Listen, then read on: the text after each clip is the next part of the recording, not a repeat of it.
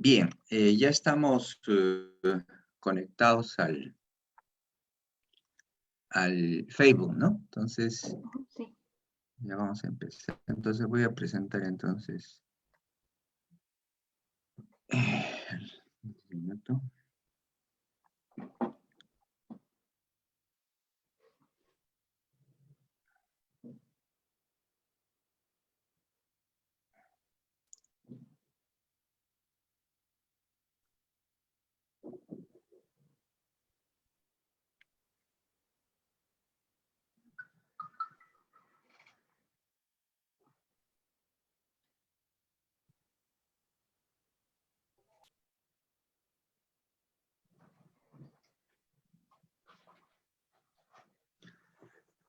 Bien, a ver, voy a dejar entrar 3 personas más y empezamos.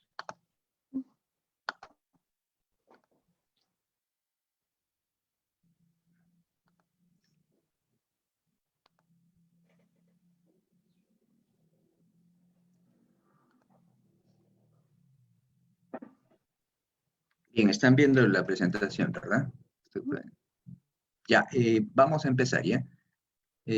Buenas tardes a todos. Les habla Carlos Aquino, profesor de la Universidad Nacional Mayor de San Marcos y coordinador del Centro de Estudios Asiáticos. En esta oportunidad vamos a presentar una conferencia sobre chinos y japoneses en la prensa del siglo XX. O el chino, el japonés, ¿no? La crónica policial peruana, delito, exotismo e inmigración asiática. En esta oportunidad tenemos la presentación a cargo de Daisy Sarabia. Ella es licenciada en literatura y magíster de literatura peruana y latinoamericana por la Universidad Nacional Mayor de San Marcos.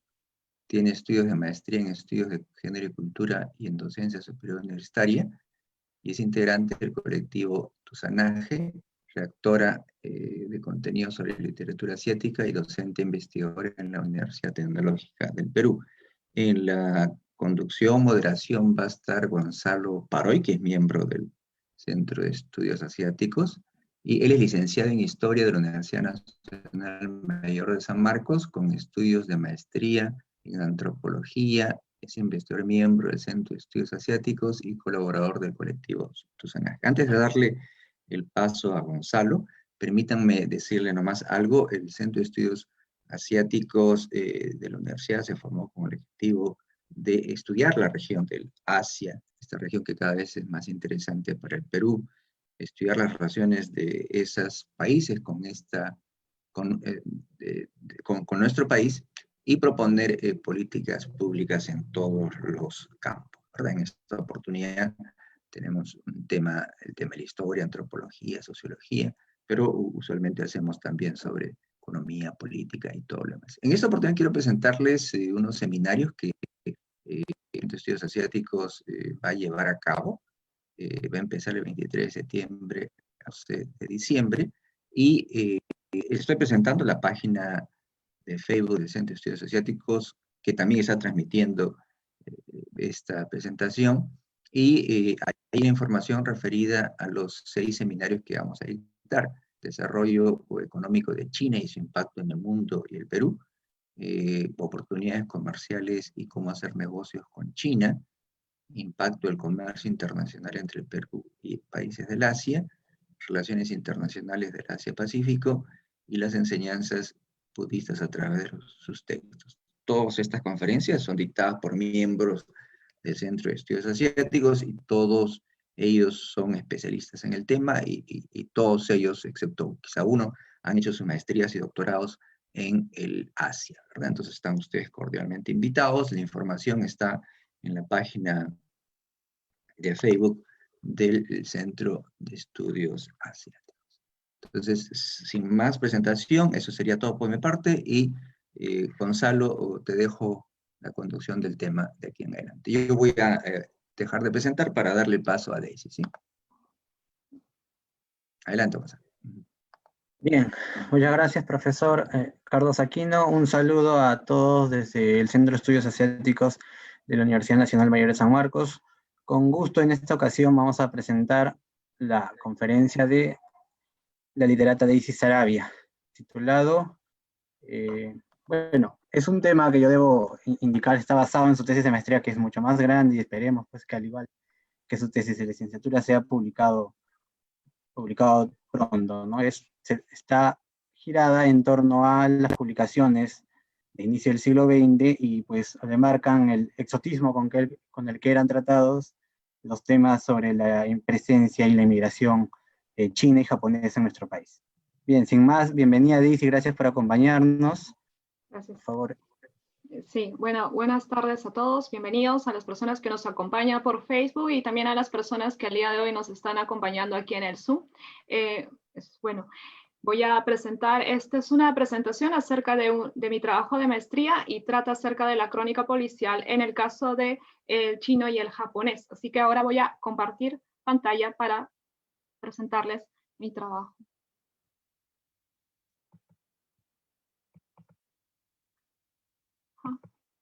Y bien, wow, de este tema es bastante extenso en realidad, así que voy a abocarme en algunas de las crónicas policiales que tal vez llamen más la atención y nos puedan dar algunas pistas acerca de cómo se construye el criminal chino y japonés. A partir de ahí, creo que también podemos pensar en cómo también se representa ambas comunidades, la comunidad asiática en general, de cara a los primeros años. Esta es una investigación de las primeras décadas del siglo XX, más o menos está quedando enfocada en esos años, siglo XX, y coincide precisamente con una presencia masiva de inmigrantes chinos y también con la llegada de inmigrantes japoneses. Así que vamos a pensar cómo construimos esto, ¿no? A nivel general, la crónica policial se puede decir que está inscrita en lo que se llama el relato del delito, ¿no? En un relato que es como una suerte de construcción cultural en la cual lo que se busca es una cierta atracción, ¿no? Por plasmar la violencia. Ahora bien, esto lo dice Josefina Lugmer en El cuerpo del delito, que es un clásico para abordar el tema de la crónica policial y el relato del delito en sí. En el caso peruano, dice Carlos Aguirre, que ha investigado un poco acerca de la criminología, sucede que el aspecto de su alternidad, o digamos así, de términos llanos, exclusión, esta suerte de conflictos entre la clase criolla y el resto de grupos sociales, el grupo dominante o el grupo de los excluidos, va a permear mucho más en la crónica policial y va a distinguir la crónica peruana de, por ejemplo, la crónica policial en Argentina o en Chile, donde existe un factor literario, ¿no? Sensacionalista, mucho más denso y trabajado desde inicios del siglo XX. Aquí en la crónica policial peruana, en cambio, no se desarrolla así, sino tiene un proceso mucho más aletargado, principalmente porque al inicio, cuando aparece la crónica policial, lo que se quiere sobre todo es como digamos, sancionar a estos grupos que son diferentes al grupo criollo. Vamos a empezar por ahí. Ahora, en el caso del grupo asiático, que es esta parte de la sociedad peruana que confluye a la inmigración china y japonesa, impera una dosis de exotismo que se va a construir sobre todo desde el lado de la prensa. ¿Okay? Así que vamos a ver eso a continuación. Ahí está. Cuando vemos la crónica policial y vamos a ver el caso del chino y japonés, nos preguntamos, ¿y cómo se crea un criminal, no? Nosotros a diario, ustedes verán noticias, ven periódicos, ven revistas, y bueno, saben más o menos cómo se representa a un criminal, generalmente. ¿no? Para ese tiempo, un criminal, en teoría, es alguien que ejerce una fuerza descomunal, es alguien violento, es alguien impulsivo también, ¿verdad? Eso a nivel general. Y también implica ciertas dosis de masculinidad, virilidad, por decir así, que luego va a tener mucha importancia en este punto. Pero, dado que son sujetos diferentes, digamos así, pertenecen a una inmigración que ha venido, ¿no? Son una suerte de sujetos orientales en este lugar, se crea este criminal a partir de lo que se ve en la prensa y en la literatura. Bien, así que lo primero que tenemos acá son 3 imágenes de gente luchando, y eso pertenece a la revista Variedades, pertenece a la foto de abajo donde está, es una lucha entre sumos, pertenece a Actualidades.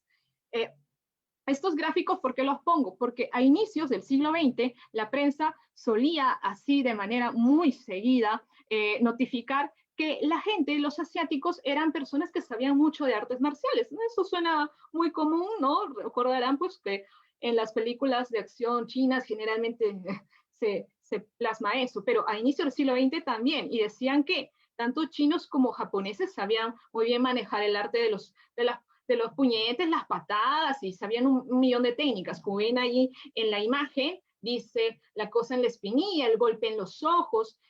Es más, llega al punto de aparecer muy seguido, ¿no? Esto no es algo que estoy como que sí exagerando en realidad. No, de hecho, incluso había una suerte de cursos, vamos a llamarle así, folletos en los cuales te decía, peruano, aprende, ¿no? Como los chinos, estas técnicas, ¿no? Y por eso ahí el gráfico. Dicho sea de paso, esos dibujos que están en la parte de arriba, donde dice el golpe en los ojos y la cos en la espinilla, pertenecen también a Caras y Caretas. Caras y Caretas es una revista ilustrada argentina que fue muy importante para los periodistas peruanos.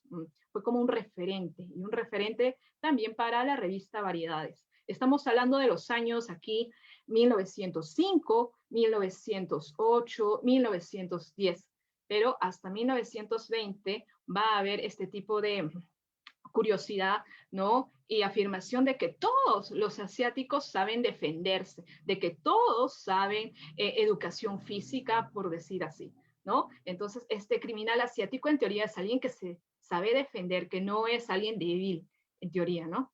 Sigamos. Otra cosa que implica la construcción de un criminal asiático, sin duda, es el tema de la coyuntura social política. Yo creo que sí, o sea, revisando la prensa de ese periodo, existe la idea de que los asiáticos, ¿no? Sobre todo los japoneses, se vuelven sujetos fuertes, sujetos que tienen un honor, que tienen patriotismo, sujetos que son estrategas también. Y el hecho de los aspectos bélicos, por ejemplo, la guerra sino-japonesa y luego la guerra ruso-japonesa, sobre todo, dan lecciones a la sociedad peruana de que la comunidad asiática, sobre todo la japonesa, es una comunidad en la cual es bastante fuerte, viril, ¿no? Y apela mucho al honor. Las fotos que ven ahí en pantalla, sobre todo las 2 de arriba y la de abajo, la que está a lo derecho, están vinculadas al tema de la guerra ruso-japonesa, que por esos años, 1904 y 1905, está por todas partes. Les digo, está en la revista Actualidades, está en la prensa, en el comercio, todo el tiempo se está aconteciendo estos sucesos. ¿Por qué? Porque Japón acaba de vencer a Rusia, entonces cambia totalmente el cliché que se tiene de Oriente, ¿no? Siglo XVII, XVIII, ¿no? O incluso el siglo XIX, siempre se hablaba de que Occidente colonizaba Asia, pero aquí sucede todo lo contrario. Japón le gana a Rusia y por tanto es digno de admirar, ¿no? Aparte de que es moderno. Eso alguna vez lo he hablado en otra conferencia, ahí ella esta idea, ¿no? Japón es moderno, Japón es occidental ahora y Japón es muy fuerte. Del otro lado, del lado de China, también hay un poco de esa información en el sentido de que los sujetos son sujetos fuertes, hábiles, pero en este caso existe la pequeña variante de quedarse mucho con la imagen de la rebelión de los boxers. Ya lo vamos a ver porque muchas crónicas policiales aluden a que los chinos son hijos de boxers, ¿no? O boxers, porque en esta trifulca en especial hay este enfrentamiento Oriente-Occidente y se ve a China como que muy a la defensiva, ¿no? O con mucho daño a los occidentales. Y piensan que la sociedad peruana se ve a sí misma como occidental, ¿no? Entonces ahí va a permear eso. Otra cosa, aparte de la guerra que genera esta suerte de idea de que son masculinos, viriles, fuertes y vinculados con el honor, es el tema del harakiri, el tema del seppuku, que también por esos años empieza a tener mucho interés y adquirir forma.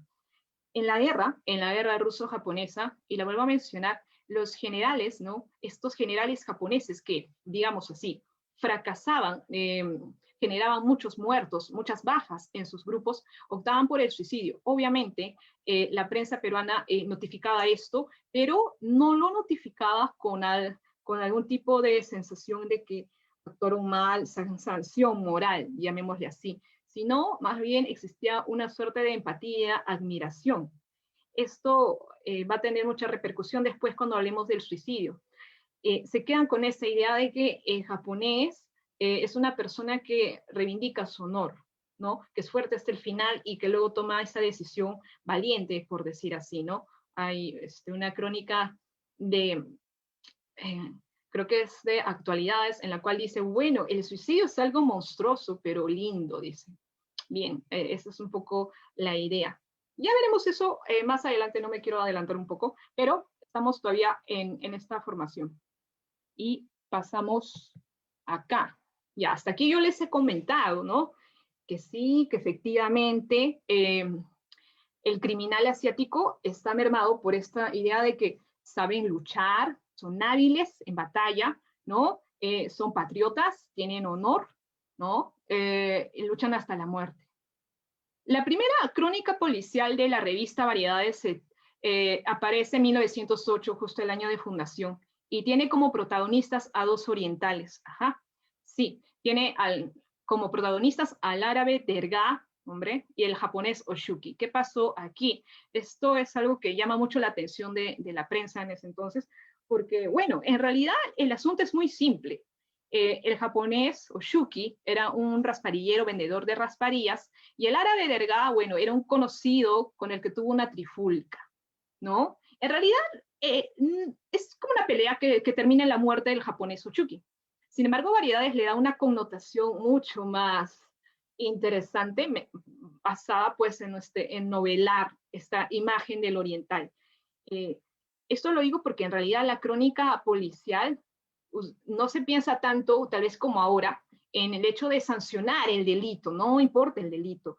Aquí lo que importa es cómo contar el delito, ¿no? Y cómo construir un sujeto en función de este acontecimiento. Es por eso que no van a encontrar crónicas policiales en las cuales se diga exigimos justicia o que atrapen al asesino. No tanto así, no es así.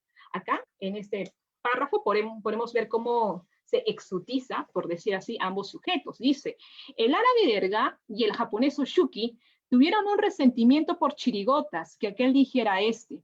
El nipón, que ejercía la profesión de fabricante de rasparillas, pasó a las vías de hecho, recordando probablemente que en la guerra ruso-japonesa sus pasiones, sin decir agua, rompieron las hostilidades y vencieron.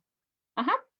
En esta primera parte, entonces, ¿qué nos dicen? Nos nombran étnicamente a cada uno. Es el árabe y es el japonés, ¿no? No son dos sujetos simplemente, sino son como dos culturas. Y luego se dice que en realidad la culpa es del nipón porque él actuó impulsivamente o sorpresa.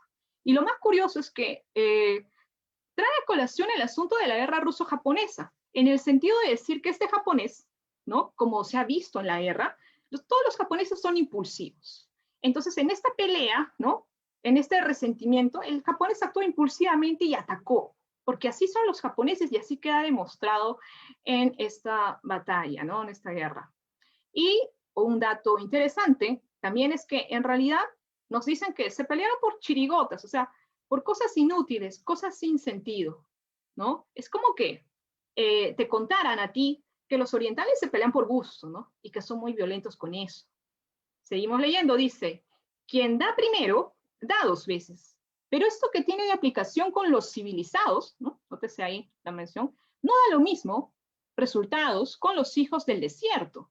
El desventurado Shuki dio varias veces. El árabe no dio sino una patada y fue suficiente y hasta hubo de sobra, ¿no? O sea, a variedades le interesa quién gana esta batalla, ¿no? No interesa censurar. Y en este lapso se dice, pues, que el japonés muy fuerte dio muchas patadas, pero que finalmente fue vencido por el árabe Derga, quien solamente dio una patada y ¡pum!, lo asesinó, ¿no? Ajá. Y aparte de esta situación pequeña, violenta, y en la cual se ve, en teoría, esta suerte de ejercicio violento de los orientales, se dice ahí muy claramente, ¿no? Respecto a Derga, por ejemplo, el árabe, que él no es civilizado, ¿no? Dice que esto que tiene de aplicación en los civilizados no tiene lo mismo en los hijos del desierto. Para la crónica policial, ¿quiénes son los que están en la crónica policial? Se preguntarán. Los que están en la crónica policial son precisamente los no civilizados, la no cultura, los marginados, ¿no? Es difícil entender que una persona civilizada, ¿no? Comete un crimen. Ahora, esto de cara a profundidad nos lleva a pensar que en verdad en el Perú, ¿y quiénes eran los civilizados? ¿No? Los civilizados serán pues los criollos, digamos.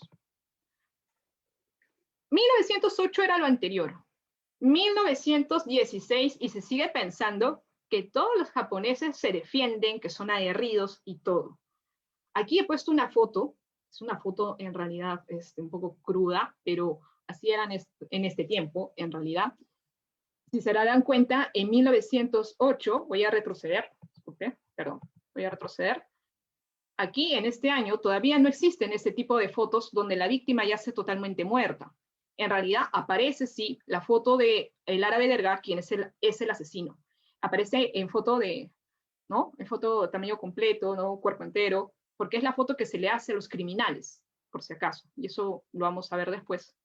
Y la otra foto no pertenece a Ochuki, sino es una recreación de un vendedor de rasparías, en alusión a que el japonés se dedicaba a eso, pero en ningún momento se le toma la foto, como se la toma luego a la víctima que vamos a ver. El sensacionalismo en la prensa va a ir incrementándose a medida, ¿no? Primero en el discurso y luego con lo visual. Por eso es que acá, para 1916, ya tenemos un cuerpo ensangrentado, ¿no? Que puede escandalizar, ¿no? Tal vez pertenezca a algo de, no sé, uno dirá, esto sucede en los periódicos chicha. Bueno, sí, pero ahora, en la antigüedad también sucedía de esa manera. ¿Qué pasó aquí? El título es El trágico crimen de la calle del Virú. Y acá sucede que asaltantes intentaron robar a un encomendero, llámese comerciante japonés. Intentaron atacarlo y para la prensa, ¿no? Para variedades, el japonés dio lucha. Tuvo que dar lucha porque es un japonés. ¿Me explico? Aparte de esta foto, donde se observa este cuerpo mutilado, se señala lo siguiente. En su cuarto se encuentra doquiera huellas de sangre. El infeliz japonés cayó acribillado por los navajazos, habiendo contado en su cadáver hasta 12 puñaladas. Sabido es que los japoneses son por regla general bravos y de luchador instinto. Además que casi todos han recibido educación física orientada a la defensa personal. Se comprende que hubo lucha y que el japonés se defendió heroicamente, dando que hacer a sus victimadores. Bien, aquí, por ejemplo, una vez más, nos recrean el delito, nos recrean la historia, ¿no? Sin ver, sin saber, pero nos dicen, primero nos dicen algo que es muy propio de la crónica roja, ¿no? La exageración, la hiperbolización de la sangre. El japonés, este japonés ha tenido al menos 12 puñaladas, se ha contado, ¿no? La sangre está por todo su cuerpo. Pero no contentos con eso, ¿no? Se dice que, y ahí lo dice, ¿no? Por regla general, todos los japoneses son bravos y de luchador instinto, y casi todos han recibido educación física, orientada a la defensa personal. El encomendador se llama Takahashi. No se sabe nada de él, pero se deduce que, en teoría, como todo japonés, ha tenido que defenderse. ¿no? Es así como, de alguna manera, este relato del delito es una ficción en la cual se plasman muchas veces los estereotipos o el imaginario que se tiene de las comunidades, ¿no? Luego dice, el japonés se defendió heroicamente. Bien, entonces ahí está. Otra diferencia de esos años, aparte de la foto, aparte también del sensacionalismo que uno lo ve en el discurso, ¿no? Se detalla mucho más el sufrimiento del cuerpo, ¿no? Este cadáver. También aparece el tema del testimonio, que no lo he colocado aquí porque es un poco largo contar la crónica entera, pero aparecen más fotos del testimonio y todo. Aunque, como verán, todavía por esos años, el exotismo impera más. Ahora bien, en la sociedad peruana era muy común el tema de los asaltos a los encomenderos asiáticos, tanto chinos como japoneses. Así que es común encontrar en la crónica policial este tipo de ataques, ¿no? Vamos acá. Ajá, tenemos otro tipo de ataques. Ahí está la foto. Por ejemplo, la persona no ha fallecido. En este caso estamos hablando de el comerciante Yamimoto. Pero volvemos a lo mismo, ¿no? Tal vez con menos dosis que en anteriores oportunidades, pero siempre cuando hay un tipo de asalto, siempre hay esta idea de que se tuvo que haber defendido, ¿no?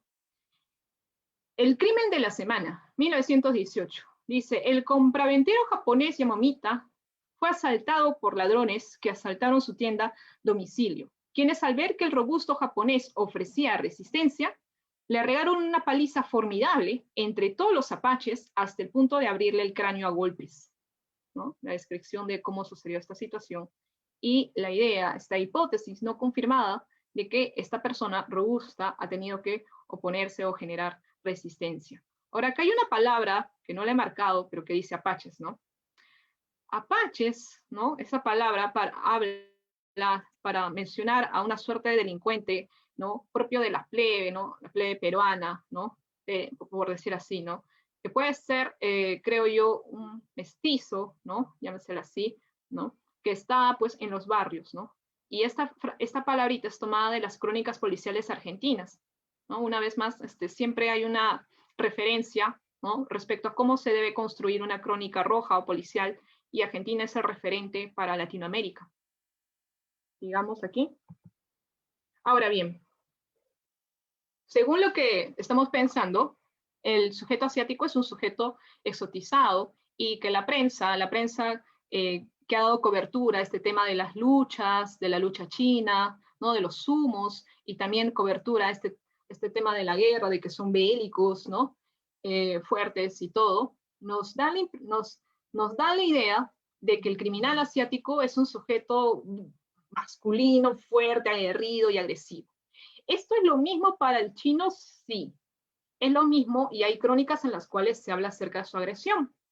Sin embargo, aquí vamos a encontrar una pequeña particularidad que se va a dar sobre todo en los primeros años, les estoy hablando de los primeros 10 años, 1901 hasta 1910 o tal vez un poco más, pero los primeros 10 años sobre todo va a existir esto en la crónica policial. ¿Y a qué hago referencia? Según Nousselis y algunos también investigadores respecto al tema de la masculinidad, nos dicen que la construcción de lo masculino del hombre, ¿no? De su identidad, está basada también por relaciones de jerarquía y grupos sociales. En ese sentido, en la sociedad, vamos a llamarle en la sociedad peruana, el que ejerce mayor masculinidad es el sujeto criollo. Por decir así, es el sujeto en teoría más fuerte. El sujeto asiático es un sujeto masculino, sí, pero en el caso del chino hay cierta énfasis, ¿no? Cierta idea de que este sujeto también es una suerte de pusilánime, cobarde, ¿no? Adquiere ciertos rasgos de inestabilidad emocional. Por eso, en muchas crónicas, tanto en su papel de criminal como en el de víctima, aparece este rasgo que es el de los llantos, el de los gritos desesperados, ¿no? Eso, según Nousselis, lo pone al mismo rango que una mujer o que un niño. Ahora, todo esto que estoy diciendo, ¿por qué es? ¿No? Es, creo, muy fácil explicar. Pensemos que la inmigración china, sobre todo, ha sido objeto de muchas tesis, ¿no? En el Perú, de intelectuales que trataban de explicar la inmigración china en función de la raza. Y intelectuales como Clemente Palma, y estoy hablando de siglo XIX, no siglo XX, señalaban, por ejemplo, que los chinos eran una tribu infantil, estoy citando sus palabras, ¿no? Pusilánimes, sin ánimo de vida, débiles y cobardes. Entonces, creo yo que esta acción que nos plasma la crónica policial efectivamente responde a esta representación que dan los positivistas, ¿no? Tenemos la crónica acá, entre chinos, ¿ya? Dos hijos del Celeste Imperio se encontraban ayer en la calle Sucre y después de muchos gritos y gesticulaciones, se fueron a las manos, asestándole Santiago Asín una soberbia puñalada a su raquítico paisano. El chinito chilló, llamando al celador y acudiendo logró capturar al felino Asín. ¿No? Este encuentro, que es una pelea entre chinos, ¿no? Está mediada por muchos gritos y gestos, ¿no? Todos gritan. Y hay esa asociación de que son como gatos, ¿no? Por eso dice felino Asín a la persona que atacó, ¿no? En una pelea, por lo general, no se describe así a los sujetos, pero en particular a los chinos sí, como que fueran, más que golpes, también fueran escandalosos, ¿no? Y gritan y lloran. Por eso cuando le asesta el golpe, la puñalada, el otro, la víctima, el chinito, chilló, dice, llamando al celador. Y nota aparte, ¿no? Se menciona el término raquítico, ¿no? Término positivista para mencionar que la raza asiática, ¿no? Especialmente los chinos, ¿no? Que venían acá, era gente débil, ¿no? Ahí está. Creo que esta crónica del comercio de 1905 plasma muy bien, ¿no? Esta idea, ¿no? De subalternidad. Que dicho sea de paso, no les importa tanto, porque cuando se pelean asiáticos o se pelean orientales, más que todo llama la atención por su, digamos así, exotismo, si se quiere ver, ¿no? Dice aquí lo siguiente, esto es otra crónica, y aquí es hombre terrible, ¿ya? Hombre terrible. ¿Y quién es el hombre terrible? Vamos a ver, dice, a la primera piedra que cayó, dice, al estallar, vamos a bajar, a la primera piedra que cayó al establecimiento, el chino Chon chilló como un condenado, armando un gran escándalo, lo que atrajo al guardia de la esquina, que enterado de lo sucedido, capturó al vengativo Vélez y remitió a un calabozo de la comisaría, ¿no? Otra vez más, en este caso, ¿qué tenemos? Tenemos que un chico, ¿no? Un jovencito atacado la tienda de un comerciante chino, le tiró una piedra. Y a la primera piedra que lanzó, el chino Chon chilló como un condenado, dice, ¿no? Dice chilló, ¿no? Armando un gran escándalo. Esa es la acción que se espera, o la acción que construyen, ¿no? Como real, ¿no? La crónica policial, para decir efectivamente que los chinos en realidad no se defienden, que tienen cierta cobardía, ¿no? Muy conveniente lo dice. Es por eso que en realidad ese título, hombre terrible, no es al chino, sino es a la persona que atacó, que en este caso, pues es un peruano, ¿no? Hay esa idea de celebrar, ¿no? Siento yo, de celebrar esta fuerza que imprime muchas veces el criollo, los mestizos o quien sea, sobre el chino, ¿no? O sobre el asiático en general. Hay como una jerarquía, ¿no? En decir, bien, ¿no? Muy bien por él, ¿no? Que ataca y el otro es un cobarde. Sucede muchas veces ese tipo de cosas, ¿no? Pero ahí vemos entonces los gritos, los llantos y esta suerte de inestabilidad emocional de no poder defenderse o controlarse, es un añadido, un plus propio de la comunidad china que la prensa peruana quiere imprimir a la fuerza, aunque no sea real. Bien, y pasamos acá a este tema, ¿no? Hablando de ese asunto, ¿no? Nucelis dice, como ya había comentado, que la masculinidad, el hecho de ser sujetos, hombres viriles, ¿no? No se aplica al caso de los subalternos, que los subalternos tienen una masculinidad, llamémosla inferior, ¿no? A ese rubro pertenecen los asiáticos, ¿no? Y por eso muchas veces se va a decir que la víctima, la principal víctima de este grupo, no son los hombres criollos, no, sino los niños y las mujeres, haciendo mucho énfasis en estos dos. siendo estas las poblaciones, digamos, vulnerables, ¿no? Las poblaciones más débiles, pero hay esta idea, que dicho sea de paso, es verdadera. Vamos a ver, ¿no? Sobre la violencia y agresión a las mujeres, yo diría, buscando durante varios años en la prensa, es casi inexistente. Prácticamente, esta afirmación es, por decir así, falsa. Si hacemos una encuesta de un porcentaje de los delitos, la comunidad asiática era la que menos cometía delitos. El 8%, ¿no?, del total, ¿no?, que correspondía a los otros grupos, ¿no? Se acusaba al grupo indígena de tener el mayor porcentaje, pero al grupo asiático le daban este 8% y la mayor parte de estos delitos eran cometidos por robos. No existía mucho estos delitos de asesinato, de secuestro, de violación. Era casi inexistente. Es por eso que cuando nos hablan de violencia a niños y mujeres, en realidad es más propio de algo exagerado, sobre todo en el caso de las mujeres, porque no he encontrado, y creo que no, por las estadísticas que maneja Carlos Aguirre, no hay. Sin embargo, no importa que no haya en la realidad. Estamos viendo que el relato del delito es una construcción.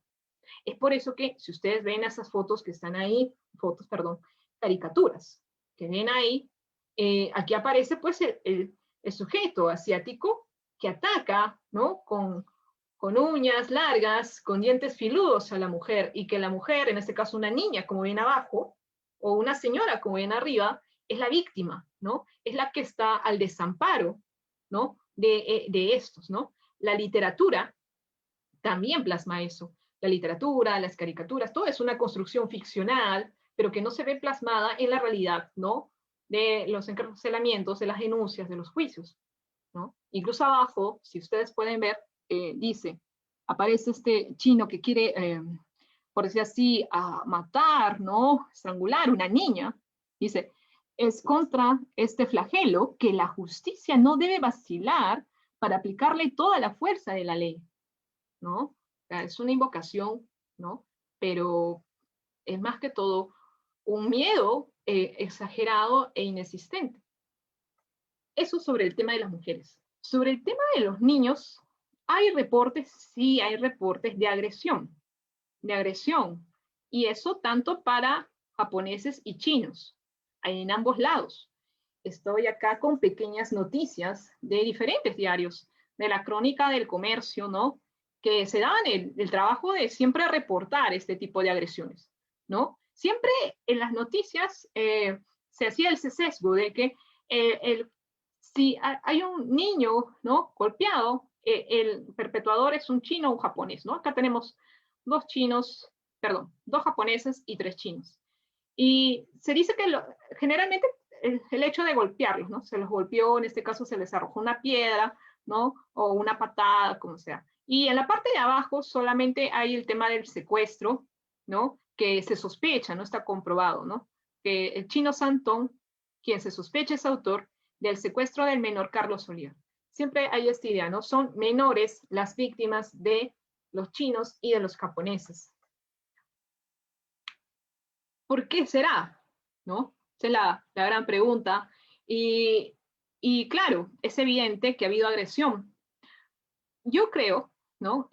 También lo dicen también muchos reportes de la época, que este tipo de trifulcas con menores, ¿no?, tiene que ver con la acción que hacían en las calles, ¿no?, las burlas que sufrían los asiáticos por el solo hecho de vender, ¿no?, por el solo hecho de trabajar o andar.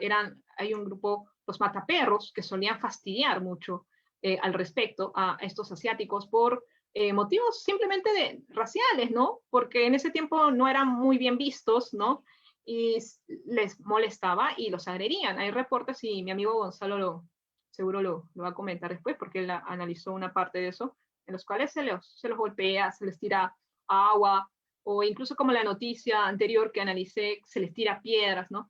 Entonces, obviamente, hay agresión de los dos lados. Efectivamente, sí, hay agresión de los dos lados. Lo interesante acá de la prensa es que la prensa siempre hace un sesgo y quiere solamente plasmar lo que, digamos, desea plasmar en este lado.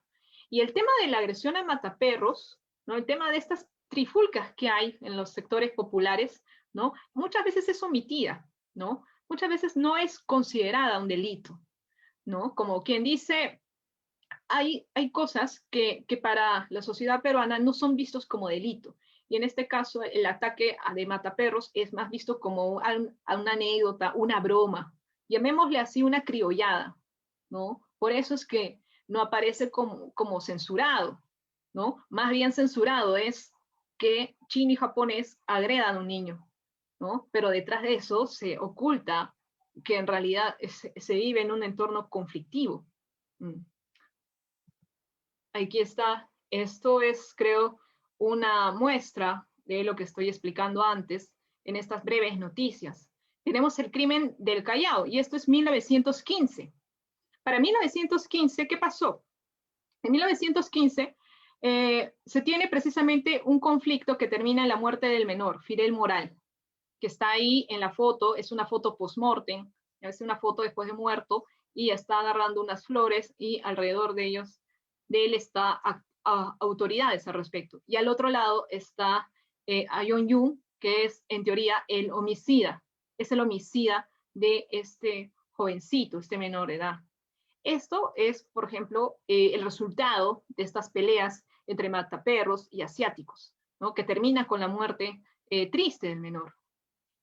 Variedades, obviamente, ya desde la foto que ustedes ven, nos está poniendo, nos está suscitando una victimización, un proceso de victimización sobre Fidel Moral, a diferencia de Ayon Yun, ¿no? Y la foto lo dice, el hecho de mostrar a un niño muerto, ¿no? Tan joven, suscita mucha pena, mucha tristeza. En comparación, por ejemplo, del homicida, que dicho sea de paso, aparece en plano entero, plano general, ¿no? Que es la foto típica que se le toman a los criminales, ¿no? A los criminales subalternos, llamémosle así, ¿no? Por ejemplo, los indígenas, cuando cometían un delito, también se les tomaba así. Los que pertenecían a la comunidad afroperuana también le dan así. Entonces, solamente en la foto uno ve que quieren de alguna manera suscitar las emociones para el lado de la víctima. Lo malo, a veces, del discurso de la crónica policial es que, aparte de eso, siempre tiene esas dosis, ¿no? Racistas, ¿no? Y de aplicación del estereotipo que tal vez se salen del hecho del delito en sí. Y ven ahí en el texto, dice, los diarios han dado cuenta ya del crimen cometido por un asiático impulsivo en el Callao, que asesinó a una tierna criatura por fútiles motivos. El origen, dice, y aquí sí lo menciona, una broma de mataperro. El hecho, un asesinato bárbaro que revela los crueles instintos del asiático homicida, ¿no? Aquí lo que se quiere decir es que en realidad el asiático tiene estos instintos, que en realidad es bárbaro, es incivilizado, es agresivo, ¿no? Ya, aquí no parece que el chino está chillando o llorando, no. Aquí es verdaderamente malo, el malo de la historia, verdaderamente el homicida, ¿no? A diferencia del otro, de la víctima, que en este caso se le define como una tierna criatura. Fidel Moral tiene, claro, es menor, tiene 12, ¿no? Pero así lo define, ¿no? Es como una tierna criatura, ¿no? Y tal vez ahí en esa parte se nota, ¿no? Que el hecho de ser de una raza, ¿no? Aplican esta idea racial, ¿no? Para explicar esta suerte de violencia, ¿no? Y omiten, ¿no? Omiten sutilmente que el conflicto deviene de los mataperros, ¿no?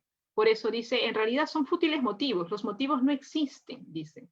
Es una simple broma y él actuó muy mal, ¿no? Entonces ahí hay como querer inclinar siempre la balanza para otro lado, ¿no? Ese es el problema con la crónica policial. Sigamos. Ajá.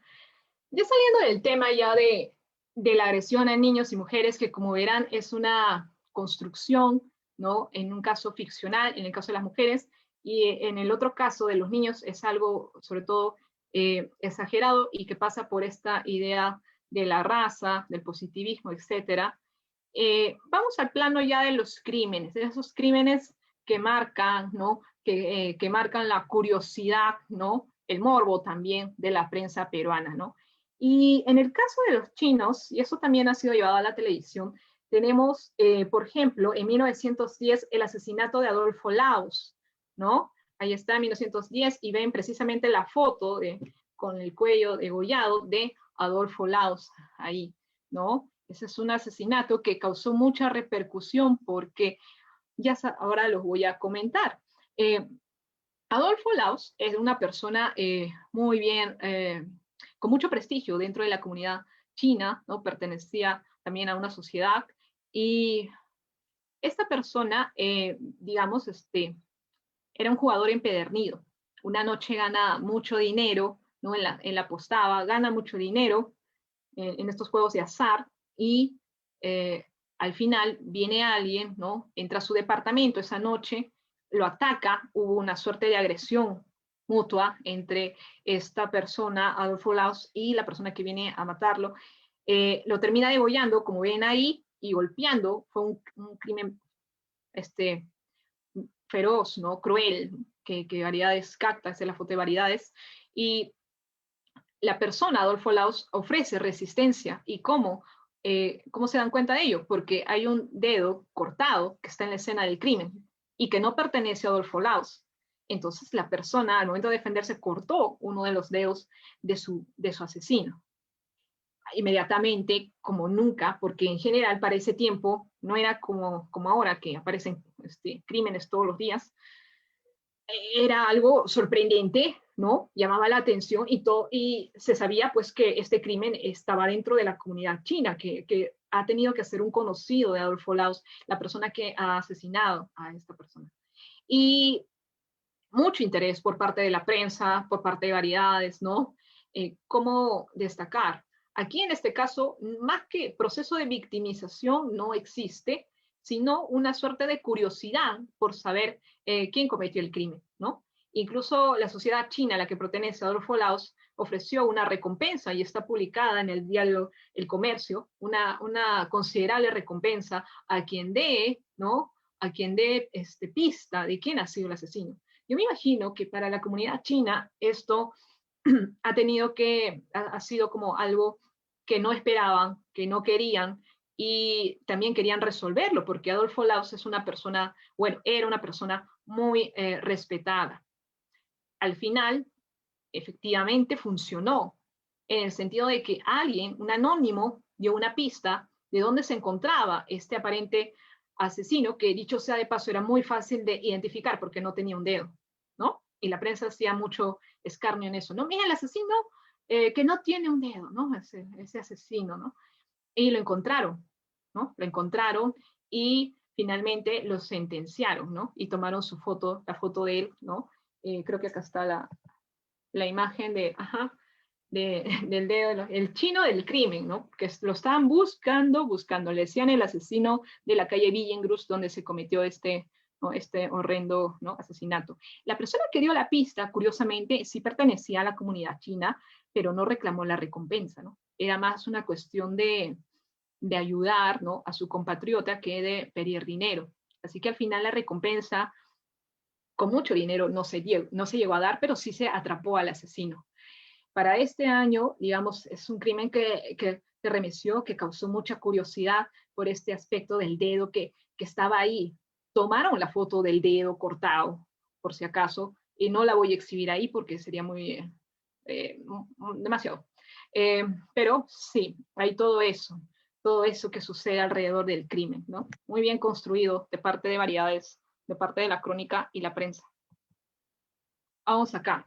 Ajá. Del lado japonés, me faltaba hablar del lado japonés, creo que lo que más ha remecido es el asesinato en la finca Chimizu, ¿ya? Que para muchos, ¿no? y lo dice El Comercio, es como el primer asesinato serial, ¿no? que ocurrió, y esto ya tiene, no estoy hablando ya de 1910 ni 20, sino de 1944.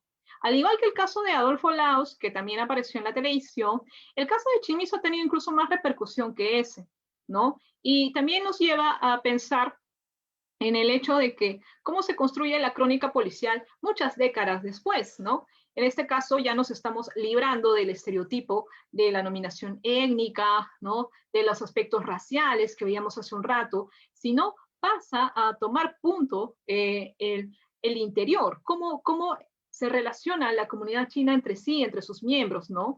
Hay mucho más interés por seguir las pistas, por tomar el testimonio, ¿no? Por ese tipo de cosas. Hay digamos, un carácter mucho más científico, criminalístico que en otros años. ¿Qué pasó en la finca Chimizu? En 1944, ¿no? Mejor dicho, el 12 de noviembre, dice ahí, el excombatiente de la guerra chino-japonesa confesó ser el autor del horrendo crimen. Mataron a 7 personas, ¿no? Mataron a 7 personas, todos miembros de una familia, y quien lo hizo fue Mamoru Shimizu. ¿Por qué lo hizo? Nunca se supo, aunque hay muchas hipótesis, ¿no? Que lo comentaré.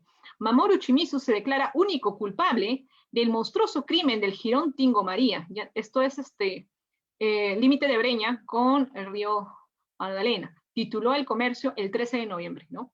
¿Qué pasó aquí? En la finca Chimizu.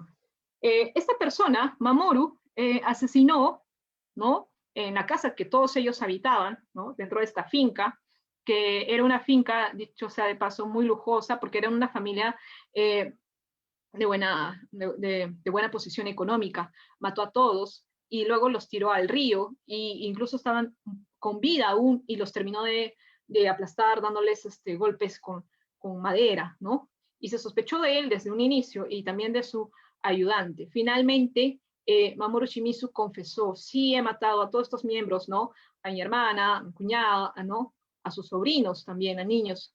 Y la prensa de ese entonces estaba como muy a la expectativa, ¿no? ¿Por qué lo mató? ¿Y por qué no dice nada? Y en ese sentido hacían muchas hipótesis al respecto. Al final, la esposa de Mamoru Shimizu ayudó a que él confiese, él diga la verdad. Sin embargo, nunca dijo el motivo. Se sospechó al principio que era por apoderarse del dinero de ellos.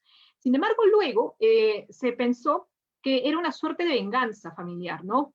Porque en esa época, piensen que es 1944 y estamos con toda la coyuntura de la Segunda Guerra Mundial, en esa época pues había muchos problemas y mucha también persecución y maltrato en la sociedad peruana y en la política más que todo, más que en la sociedad en sí, de parte del gobierno, ¿no? Por este tema de que Japón estaba aliado ¿no? con el gobierno nazi.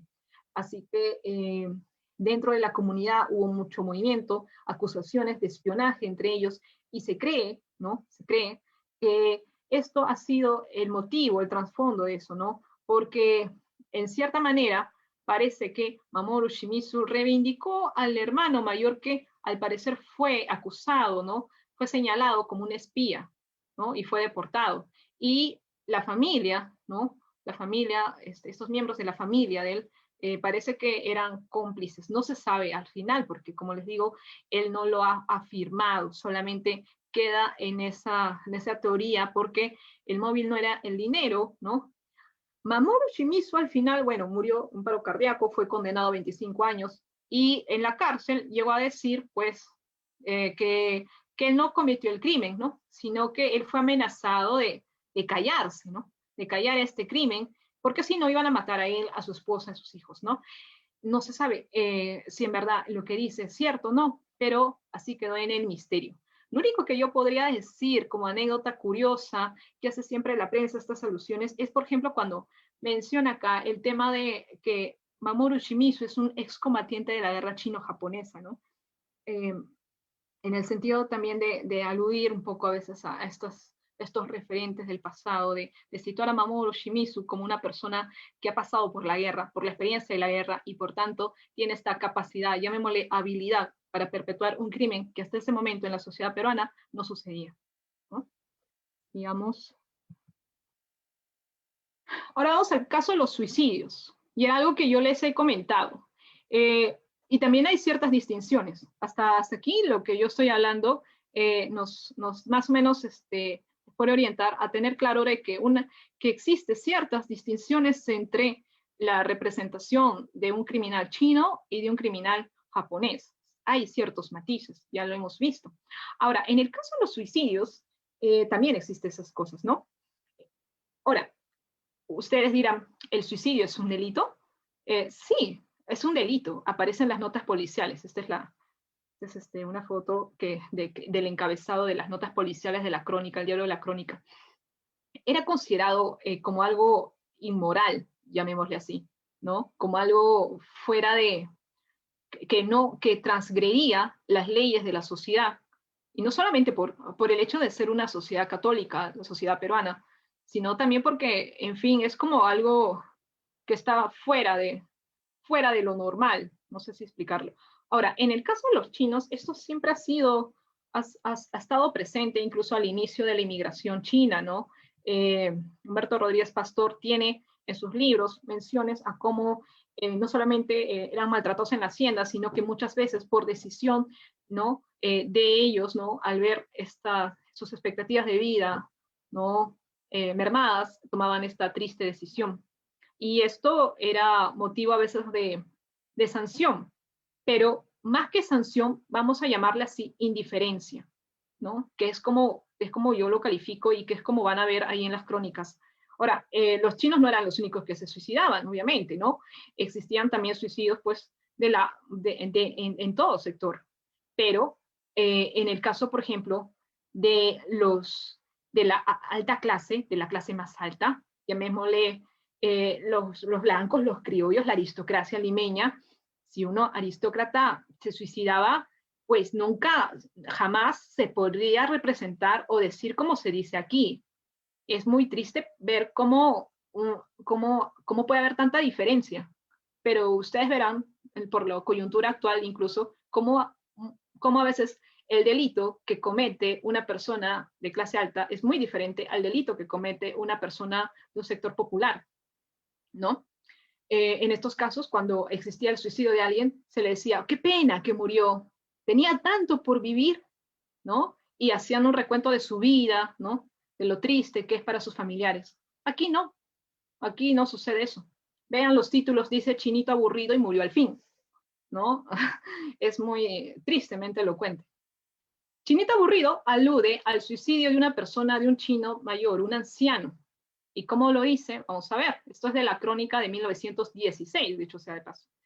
En la mañana de ayer, un hijo de la Celeste República, de edad avanzada, aburrido por la vejez y la pobreza, se resolvió a efectuar el último gran viaje para Cantón, arrojándose al mar Bravo.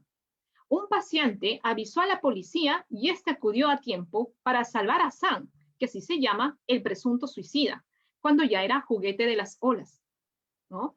Ahí está.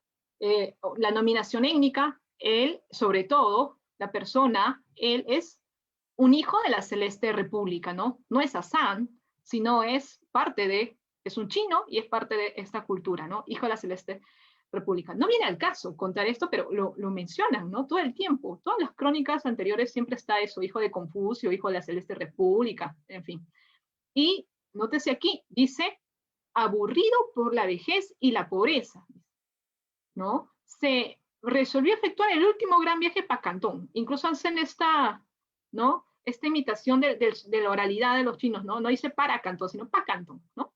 Y que se arrojó al mar, porque ya estaba muy viejo y aburrido por la vejez y la pobreza. No hay una victimización, no hay una empatía con la víctima, como uno esperaría, ¿no? Sino más bien se dice que, bueno, no tenía ganas de vivir, estaba como que así, ¿no? Lastro, ¿no?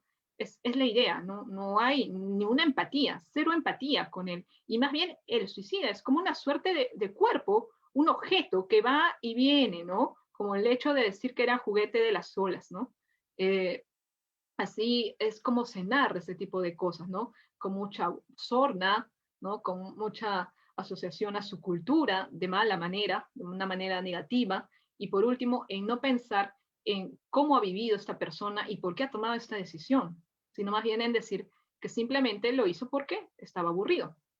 Murió al fin es la siguiente crónica, esta es de un año antes, de 1915. Dice, el chino José Vivanco, que el domingo en el Fundo Monterrico Chico se cortó el vientre y gran parte de la garganta, con el deliberado propósito de suicidarse, murió esta mañana en el Hospital San Bartolomé, a donde se lo llevó para curarlo.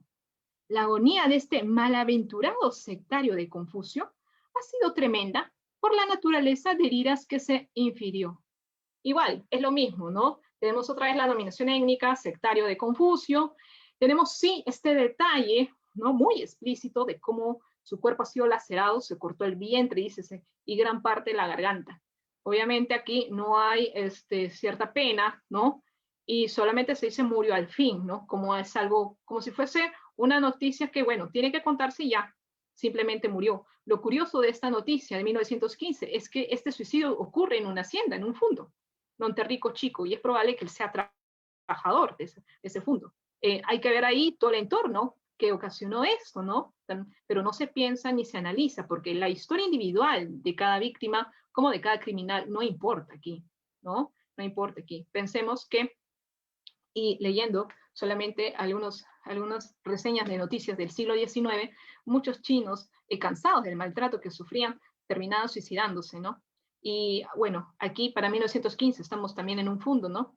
Y eso suena triste porque nos lleva a pensar de que tal vez para ese tiempo todavía no se resolvían ciertas cosas con el maltrato, ¿no? O el abuso laboral. Ahí está. Tenemos acá, ahora sí, del lado del sensacionalismo, ¿no?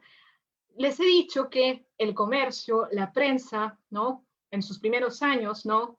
El Nacional, qué sé yo, y la mayoría de diarios, ¿no? O revistas, no tomaban todavía la foto como una evidencia, ¿no? Pero sí lo hace la Crónica y Variedades, ¿no? Esto es de 1918, por ejemplo, y Variedades toma la foto de este aparente suicida, ¿no? Porque no se sabe todavía qué es lo que pasó, ¿no? En este caso, y no vemos, para 1918, al menos en Variedades, ya vemos que se va dejando de lado las nominaciones técnicas que tiene el comercio, ¿no? Simplemente se apela a que sí, efectivamente es un cuerpo que sufre, un cuerpo lacerante, esto es propio del sensacionalismo, de la crónica roja, ¿no? Pero no hay digamos, un afán por decir que él es un sujeto chino, ¿no? Que pertenece a tal cultura y que tiene estos estereotipos, ¿no? Dice, un extraño suceso en la calle Malambo, 1082. Lisandro Ho, chino, se quita la vida degollándose cruelmente, ¿no? Bueno, eso alude al cuerpo. Se ve el cadáver y el banquillo en el que se halla la navaja con que se degolló. Pero hay señales de lucha. ¿Es un crimen o suicidio?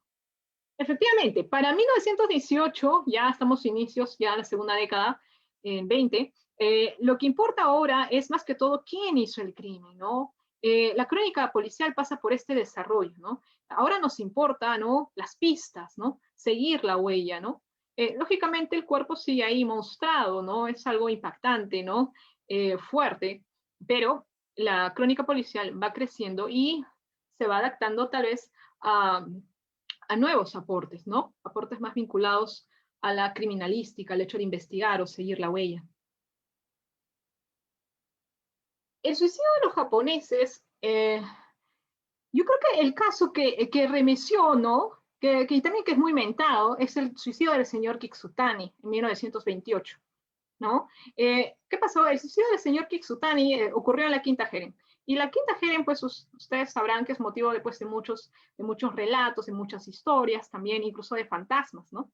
El suicidio del señor Kitsutani ocurrió en 1928 y es algo que impactó mucho a la sociedad, al gobierno, ¿no? Porque incluso el presidente dio unas palabras en honor del señor Kitsutani, de Seiguma Kitsutani. Y aquí ustedes verán que se trata de una noticia que impactó, ¿no? Pero que no tiene tintes de censura o de sanción, ¿no? Como vimos al inicio con estas dos noticias, que digamos, hay un cero empatía. Aquí al contrario, ¿no? Todos los diarios o los medios de comunicación en ese entonces, la prensa, se mostraron un poco tristes, ¿no? Y lo dicen en sus discursos acerca de esta pérdida. ¿Por qué?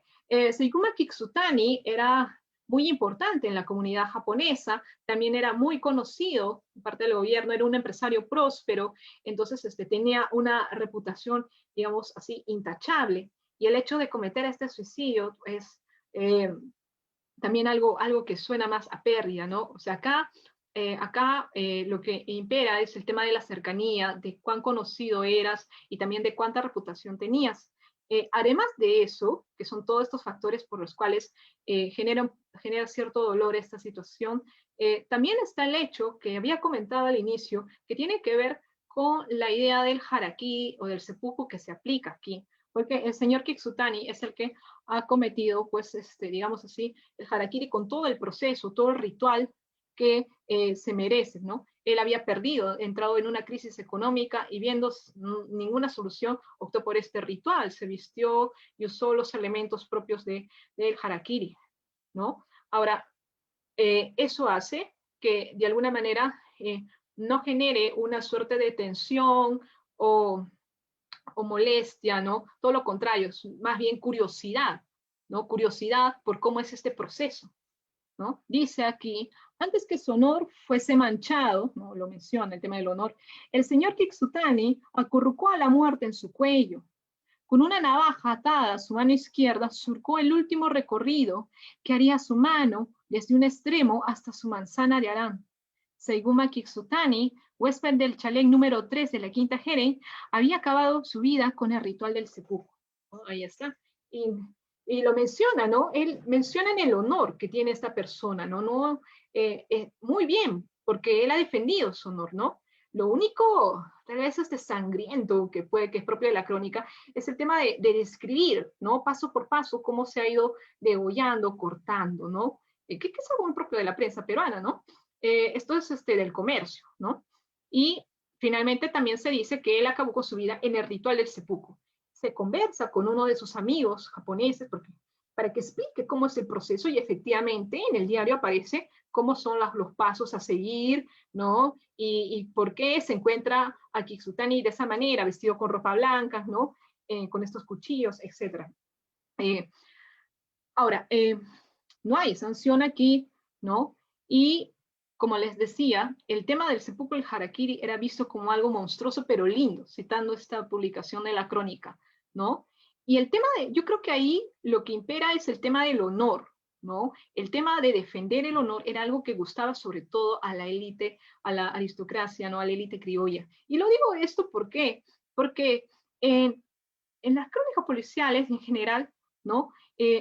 Los criollos solían defender su honor también, no con el harakiri ni el seppuku, sino a través de los duelos criollos. Y estos duelos criollos se trasladan al siglo XX, ¿no? No se cierran, ¿no? A pesar de ser algo muy tradicional, algo muy del pasado, anacrónico, todavía en el siglo XX va a haber varios duelos criollos y esos duelos no son vistos como algo malo, atrasado ni bárbaro, como se podría pensar cuando se sanciona el delito, sino todo lo contrario. ¿Por qué? Porque implica en la cuestión del honor, que era algo muy bien visto en ese entonces.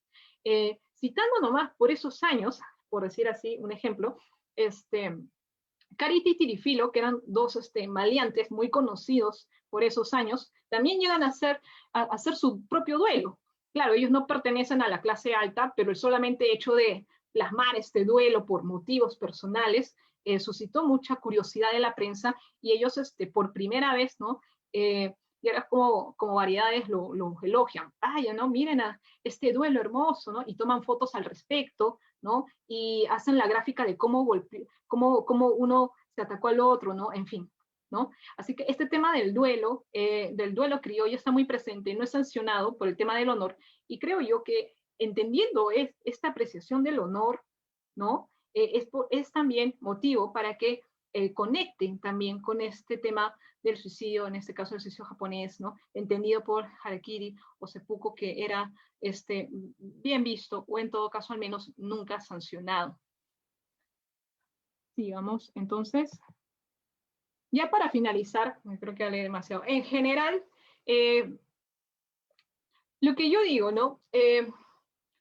Ustedes verán que la crónica policial no tiene tanto que ver con el tema de plasmar el delito y apelar a la ley. No hay una invocación a la ley, ¿no? En realidad es la manera perfecta, creo yo, el género perfecto para plasmar esta distinción que hay entre la no cultura y la cultura, los civilizados, no civilizados, o la gente, los pertenecientes a la nación y los excluidos de la nación, ¿no? Sirve muy bien para plasmar estas oposiciones. lo curioso de la prensa peruana es que empieza con un fuerte repertorio positivista, racista, ¿no? Pero que luego, ¿no? Por su propia formación va orientándose más al tema del sensacionalismo, la búsqueda de pistas, ¿no? Y los aspectos de seguir elementos criminalísticos, ¿no? Además de esto, a pesar de eso, vemos que en realidad, y eso es aplicable incluso ahora, si hablamos de delito, hablamos de ley. ¿La ley es igual para todos? Vemos que no, en realidad. Pero hay una cosa mucho más importante que eso. La ley jurídica, más allá de la ley jurídica, que es algo que finalmente tiene que sancionar a todos estos criminales, cobra un aspecto segundo, en la medida en que la crónica policial ya elige, ya sanciona, ya señala quién es el culpable. Y para señalar a quién es el culpable, no aplica la ley jurídica nunca. Lo que aplica es una ley basada muchas veces en la creencia, vale decir, en la ideología, en el estereotipo o en el imaginario.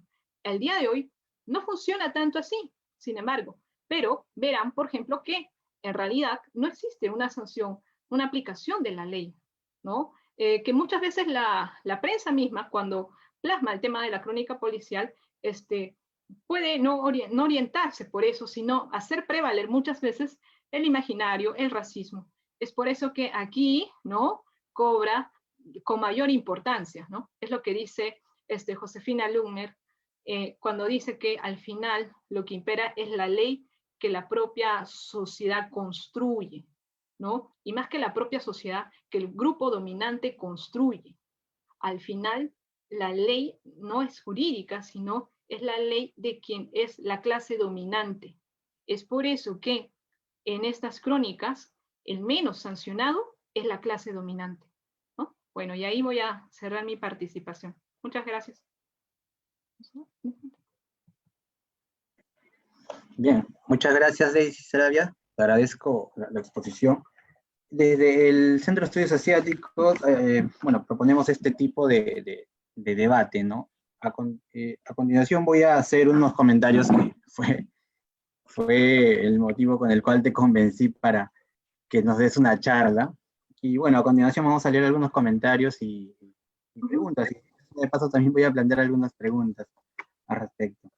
Bien, primero que nada, entre los historiadores tenemos una máxima que dice algo así como, antes de estudiar el libro, estudia al autor. En ese sentido, bueno, a mí me da mucho gusto haber conocido a Daisy, tanto a profesor Aquino como a Daisy las conocimos justo en el año 2018 en torno a este evento que se hizo en Lima, ¿no? Llamado el Alada, ¿no? Y en donde participamos pues con Daisy en mesas en torno a la inmigración y la presencia asiática en el Perú. Bueno, desde ahí soy seguidor de los textos de Daisy, y bueno, me sorprende cómo ella ha sido capaz de algo que pocos intelectuales, y me incluyo, nos atrevemos a hacer, ¿no? Lo hacen pocos, ¿no? Y me incluyo, tampoco lo hago tan bien como lo hace Daisy, que es no encerrar, sino quedarse solo en su medio, en su ciencia, en su propio saber. Es decir, para el análisis literario que ha hecho Daisy de las revistas Variedad, de Prisma, El Comercio, de la prensa, etc., ella ha tenido que leer, y eso yo lo he visto en su tesis, ¿no? Muchísima historia. Mucha historia de cómo se construyen las relaciones jerárquicas de la sociedad limeña de fines del siglo XIX y principios del XX, ¿no? Esto que llamamos la república aristocrática. Y es algo que realmente es sorprendente más o menos verlo entre intelectuales que mezclan esto, porque no se podría entender el discurso de Variedades sin conocer la historia de los grupos de poder que están en ese momento. Y por otro lado, ella también analiza parte de la historia china, si no, no podría explicar todo esto que nos ha dicho en torno a costumbres japonesas chinas o de la guerra chino-japonesa que explican mucho las noticias de Variedades. En ese sentido, ha sido de los textos que más gusto me ha dado leer, porque mezclan bien estos dos conocimientos, si bien en sus objetivos plasma claramente que su objetivo es el análisis literario de las crónicas policiales. Bien, bueno, estarás de acuerdo conmigo, Daisy, si planteo un par de cosas, como por ejemplo, la generación de discursos que yo estudié para el siglo XIX, y ya lo dije cuando yo hice público este evento, que si hubiera conocido tu tesis antes de que yo escribiera la mía, probablemente mi tesis hubiera sido mejor, porque muchas de las ideas que yo tenía para el siglo XIX tú las has plasmado para el siglo XX. Y genial, ¿no? Yo hubiera utilizado mucho de tu marco teórico de análisis literario para el análisis de discurso que yo hice. Y estarás de acuerdo cuando yo te digo, pues, que en fin de cuentas la sociedad limeña, al menos las élites letradas, en esta prensa, en estos textos, que dicen hablar de la comunidad china y dicen hablar de la comunidad japonesa, más bien hablaban de ellos mismos. Era una forma en cómo ellos se representaban, negando lo que supuestamente no somos, ¿no? No somos la sociedad limeña. En esta literatura, ¿no? En esta prensa representaban miedos, intereses, temores y, en fin, ¿no? Un profundo racismo, donde señalaban pues al otro como un salvaje, al otro como exótico, como femenino, en contraposición a lo que decíamos ser nosotros, ¿no? En ese sentido, nuestro ideal del ciudadano, ¿no? Y aquellos que son señalados en la crónica son lo contrario, ¿no? El no ideal del ciudadano. Entonces, yo estoy muy de acuerdo cuando dices pues, que la prensa, al fin de cuentas, crea al subalterno, ¿no? Crea al exótico y lo necesita para crearlo. Justamente cuando yo escribía este texto que tú mencionaste, ¿no? El de los mataperros, el del batallón Cuchara que llamamos, justamente una de las formas en cómo los peruanos se identificaron y se unieron fue justamente el racismo antiasiático que hubo a finales del 19 y principios del 20. Bien, un par de cosas que me gustaría señalar antes de pasar a las preguntas es la crónica literaria, bueno, perdón, la crónica policial, a tu decir, y según he leído en tu tesis, es literatura, y es algo que a mí me sorprende porque yo no lo veía así cuando yo estudié pues, el comercio en el siglo XIX.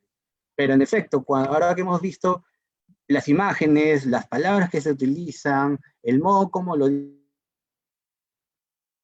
dicen, y la ausencia total de leyes de búsqueda de justicia, ¿no? La ausencia total de algo que llamaríamos el día de hoy derecho, ¿no? Es una forma, es una ficción, es una construcción, es una necesidad de crear un exótico porque es lo que atrae, ¿no? Es la forma en cómo describe el racismo científico que hacia entonces era el que dominaba la literatura en general, ¿no?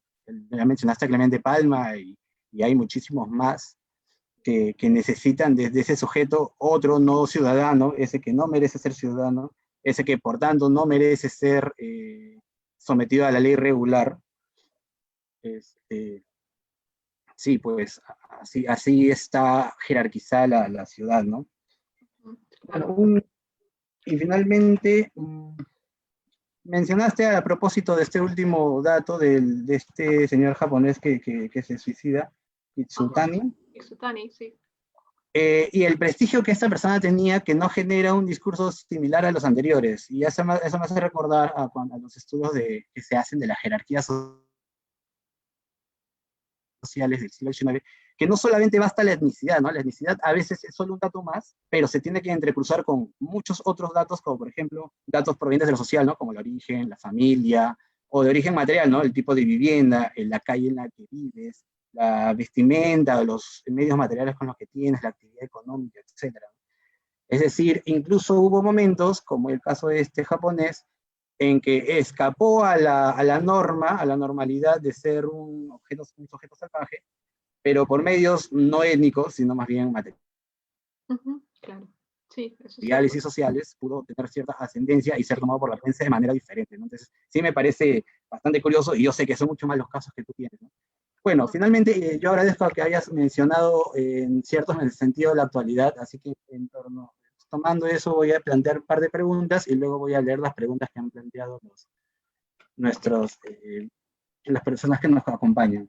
Bueno, en primer lugar, yo quería preguntarte eso, ¿no? Con la necesidad o lo que nos puede enseñar el analizar la crítica literaria para conocernos a nosotros mismos, ¿no? Como sociedad, como niños, de alguna manera, ¿no? Y lo otro es si tú has visto o observado un continuismo entre esto que estudiaste al principio del siglo XX y que permanezca en la actualidad, ¿no? A propósito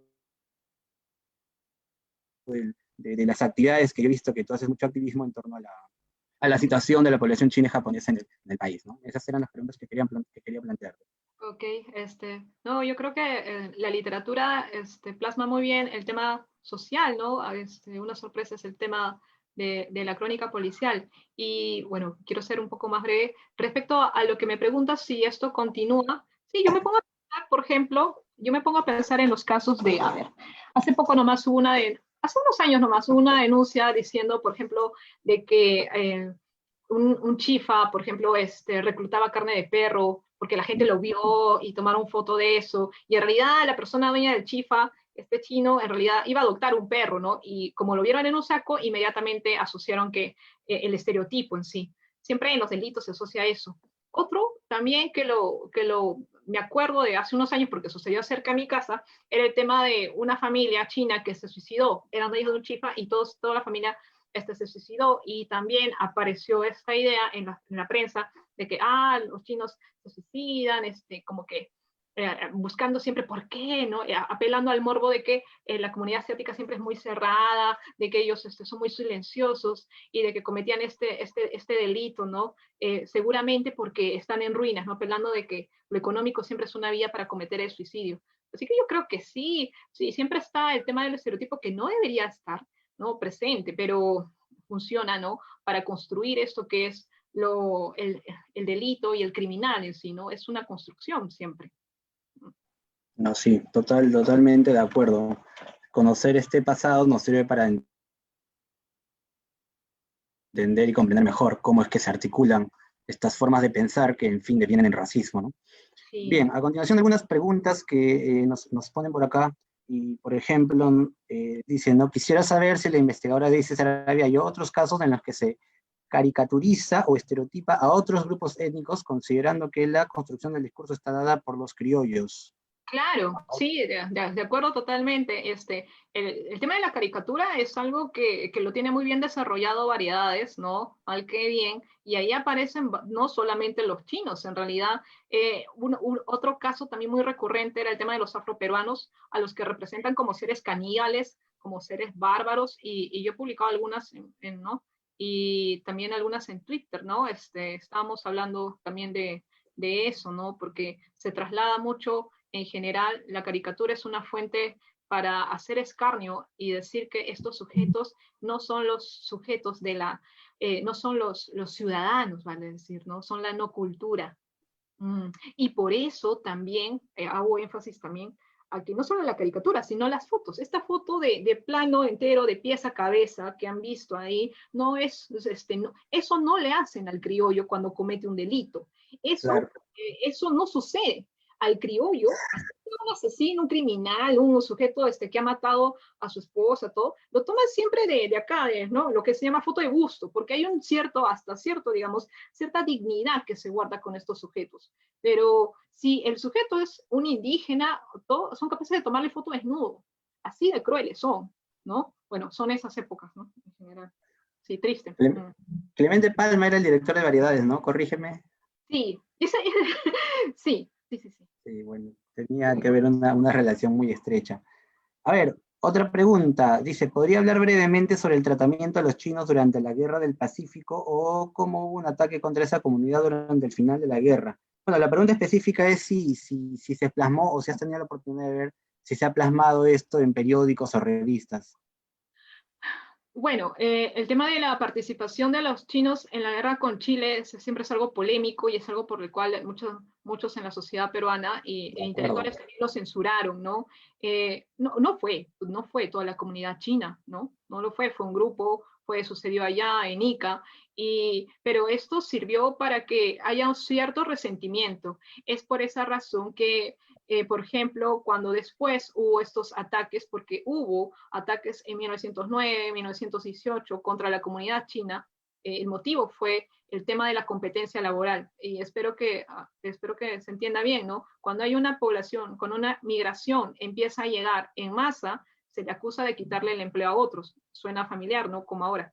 En ese caso, en 1909, 1918, apareció esto y entraban, ¿no? Bastante gente, jóvenes, ¿no? Adultos, a saquear la tienda de los chinos, y por eso es que en una de esas representaciones aparecen, son los traidores, y por eso y además son unos cobardes. Por eso en la crónica policial siempre los chinos aparecen como llorando, gritando. Cuando se incendiaron las tiendas, ¿no? En el centro de Lima, decían que los chinos miraban estupefactos y se lanzaban del primer piso o corrían, ¿no? Gritando, ¿no? Y eran los chinos traidores, ¿no? Era esa afrenta. En ese mismo año que hubo esta traición, en Lima, a los comerciantes chinos, cuando los peruanos se enteraron que hubo este asunto, no se quedaron de brazos cruzados, sino también incendiaron sus comercios. Y también pasó este tema, los chinos llorando y chillando. No, sí, de acuerdo. El evento ocurrió con la población china en torno a la guerra bueno, merece un tratamiento muy especial, ¿no? Solo un comentario, poco se sabe que los chinos dieron dinero y donaron provisionamiento. Donaron, sí. Para los batallones que defendieron Lima, ¿no? Sí, sí. Sí, Bien, sí, sí. A ver, un par de preguntas más del Zoom. Antes de pasar a preguntas del Facebook, dice, en el Perú, de inicio del siglo XX, los chinos y japoneses eran considerados actores subalternos, así como el indígena amazónico. A criterio de la investigadora, ¿nos podría mencionar si es que en la revisión de fuentes esta población asiática tenía mayor importancia que estos grupos amazónicos? ¿O existe alguna relación entre estas poblaciones marginadas? Ya, en el tema de la crónica policial, en el caso para esos años, al menos para los primeros años del siglo XX, no se reportaban crónicas policiales en la sierra. Casi todo lo que se reportaba era lo que sucedía en Lima, ¿no? Bueno, por un tema pues no llegaban las noticias a tiempo, o si llegaban con muchos días de retraso.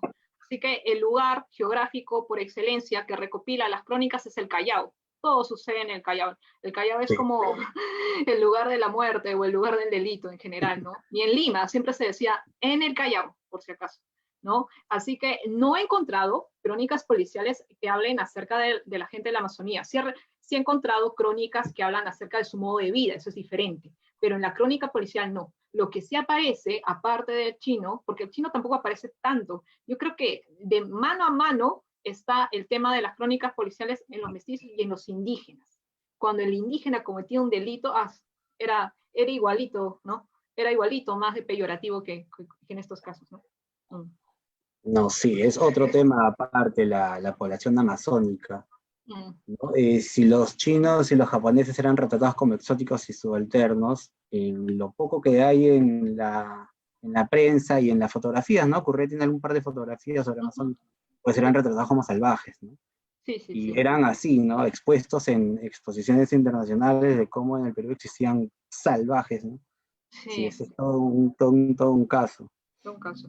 Bien, un comentario del Facebook dice, excelente exposición.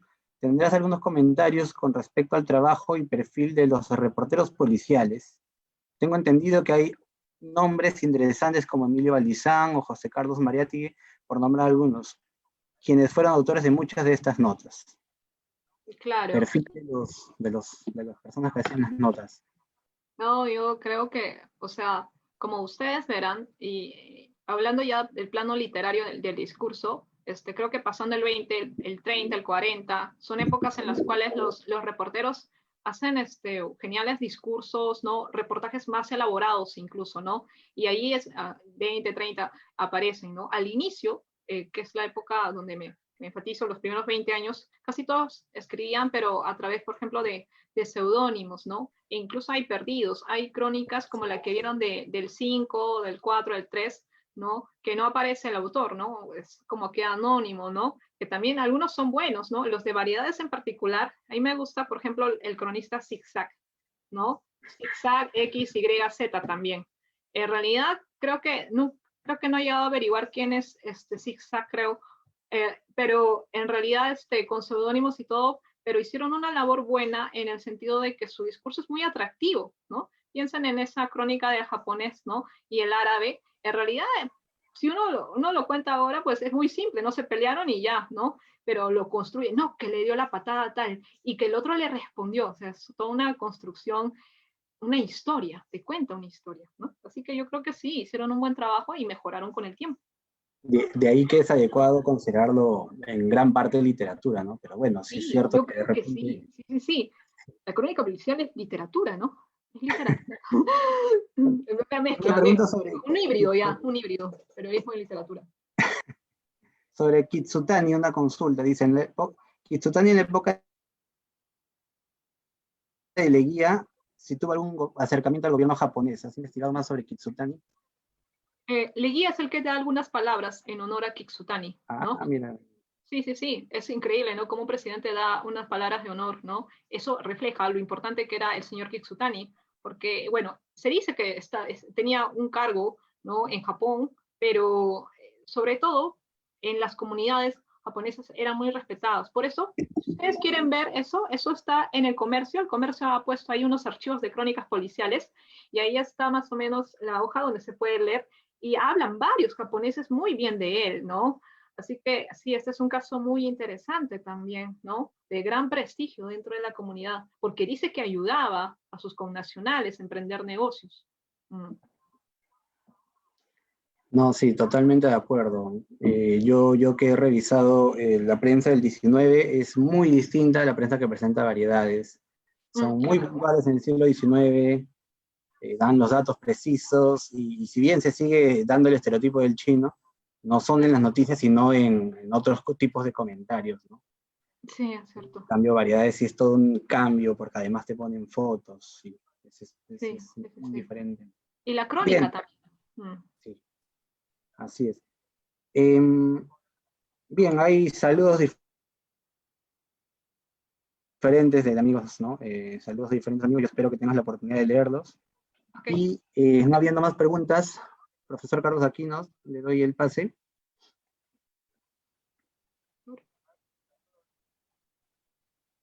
A ver, esperando más preguntas.